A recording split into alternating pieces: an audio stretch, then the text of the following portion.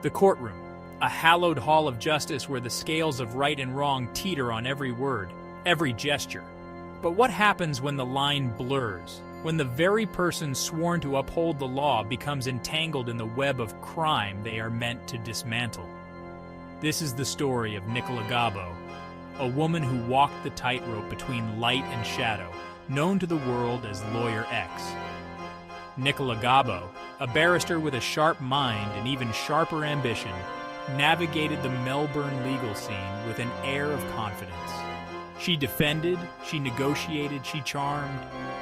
Yet beneath the polished veneer, a secret simmered, a dangerous game was afoot. The woman who swore to protect her clients was also the one betraying them, feeding information to the police, living a double life, shrouded in deceit. Her world was a dangerous cocktail of power, loyalty, and betrayal. On one side, the criminals hardened by the streets, trusting her with their secrets. On the other, the police, eager to dismantle the criminal empires, using her as a pawn in their game.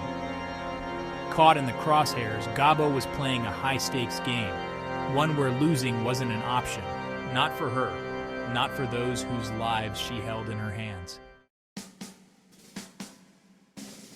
Nicola Gobo's journey to becoming Lawyer X was paved with ambition and a thirst for recognition. Born into a family with its own ties to the legal profession, law was in her blood, a path laid out before her. She excelled in her studies, her intelligence undeniable, her drive unwavering. The courtroom became her stage, a platform where she commanded attention, her words sharp as a whip, her arguments meticulously crafted. She quickly rose through the ranks, her name becoming synonymous with some of Melbourne's most high-profile criminal cases. From drug trafficking to murder, Gobo was a fearless advocate, unafraid to stand toe-to-toe with prosecutors, her voice unwavering in the face of opposition. Her clients, often hardened criminals, saw in her a lifeline, a shield against the might of the law.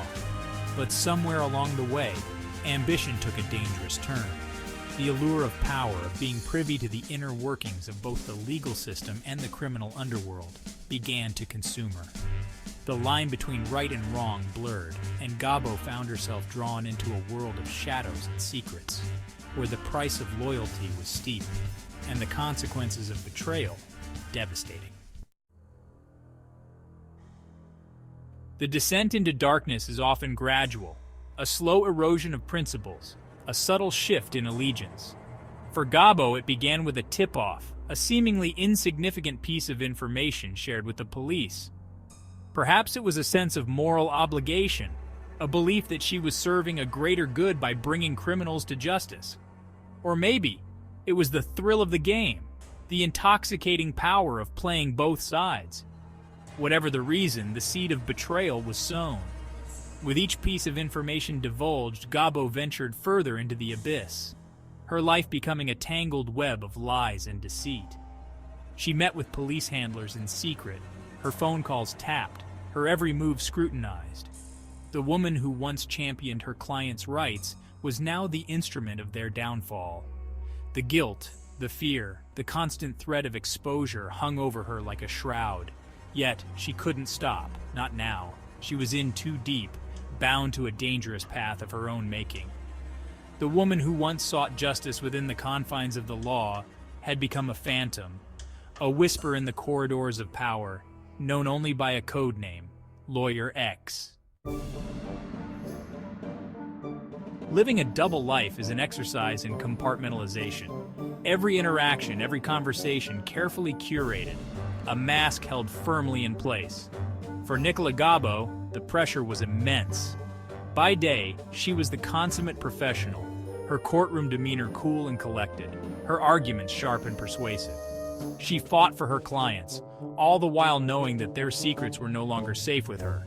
By night, she transformed into Lawyer X, the informant, the betrayer. She met with her police handlers, her voice low, her words measured, revealing the inner workings of Melbourne's underworld. She provided information that led to arrests, to convictions, to the dismantling of criminal enterprises. She became a valuable asset, a weapon in the arsenal of law enforcement. But the lines began to blur. the walls she had so carefully erected crumbling under the weight of her deceit. The faces of her clients, the trust in their eyes, haunted her. The knowledge that she was responsible for their downfall ate away at her conscience. Nicola Gobo, the woman who once sought justice, was now lost in a labyrinth of her own making, a prisoner of her own duplicity. In the murky world of organized crime, trust is a currency more valuable than gold. And Adam Ahmed, a rising star in Melbourne's underworld, had placed his trust in Nicola Gobo. She was his lawyer, his confidant, the one person he believed was untouchable, incorruptible. He confided in her, revealing his secrets, his plans, his vulnerabilities. Ahmed, a man of charisma and ruthlessness, had clawed his way to the top of Melbourne's drug trade. He was feared, respected, and fiercely loyal to those he considered his own.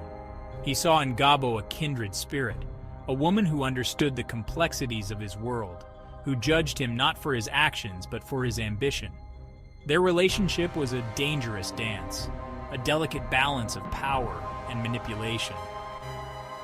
Ahmed, used to being in control, never suspected that the woman he trusted most was the one betraying him, feeding his secrets to the police. He showered her with gifts, with gratitude, with a blind faith that would ultimately prove to be his undoing. Betrayal is a bitter pill to swallow, especially when it comes from someone you trust implicitly. For Adam Ahmed, the revelation that Nicola Gobo, his lawyer, his confidant, was Lawyer X, the police informant, was a blow that shook him to his core. The woman he had confided in, the woman he had considered an ally, had been playing him all along. The knowledge of her betrayal cut deep, severing the bond of trust they had forged. Ahmed, a man accustomed to wielding power, felt a surge of rage, of humiliation, of a profound sense of violation. The information Gobo had provided to the police had led to his downfall, to the collapse of his empire, to his imprisonment. He had been betrayed, not just by an enemy, but by someone he considered a friend, a confidant. The betrayal was personal, a wound that cut deep, leaving behind a scar of bitterness and a thirst for revenge. Adam Ahmed, the Kingpin, had been brought low, not by a rival gang or a police raid, but by the calculated betrayal of Lawyer X. The unmasking of Nicola Gobo as Lawyer X sent shockwaves through the Australian legal system and the criminal underworld alike. The revelations came to light after a long and arduous legal battle, with Gobo herself fighting to keep her identity secret. But the truth, like a crack in a dam, eventually burst forth, unleashing a torrent of consequences. The media had a field day, splashing Gobo's face across newspapers and television screens. She became a national sensation, her story a cautionary tale of ambition, betrayal, and the murky intersection of law and crime. Public opinion was divided. Some saw her as a hero, a woman who had risked her life to bring down dangerous criminals. Others viewed her as a traitor, a manipulator who had abused her position of trust. The legal fraternity was thrown into disarray. Gobo's actions had shaken the very foundations of the justice system, calling into question the sanctity of the attorney-client privilege.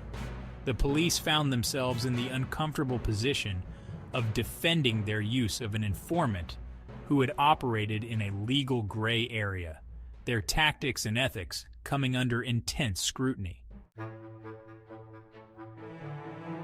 The Gobo scandal, as it came to be known, plunged the Australian legal system into a state of crisis.